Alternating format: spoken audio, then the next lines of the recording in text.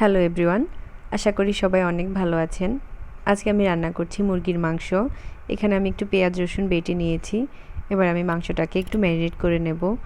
আমি আলু মাংস একসাথে মাখিয়ে নেব, কেননা যেহেতু দেশি মুরগি কষাতে অনেক সময় লেগে যাবে, তাই জন্য আলু আলাদা করে ভাজার প্রয়োজন মনে করিনি।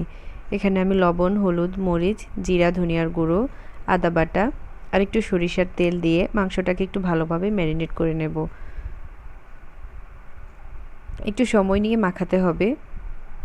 এবার আমি চলে যাচ্ছি রান্নার প্রসেসে। কড়াইতে তেল গরম করে তার মধ্যে দিয়ে দিচ্ছি পেঁয়াজ কুচি। পেঁয়াজটাকে একটু কিছুক্ষণ নাড়াচাড়া করে আমি দিয়ে দেব গোটা গরম মশলা।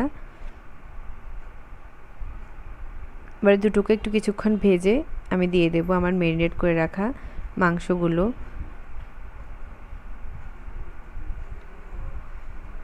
বেশ অনেকক্ষণ সময় নিয়ে একটু কষাতে হবে।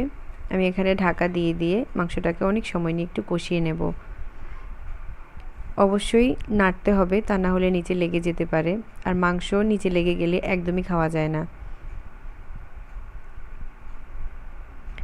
আমার মাংস অলরেডি কষানো হয়ে গেছে।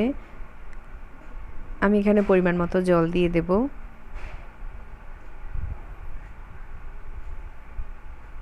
জল দিয়ে বেশ কিছুক্ষণ রান্না করতে হবে।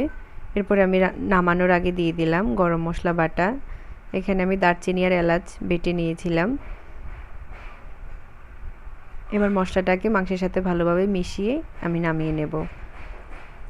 ধন্যবাদ সবাইকে।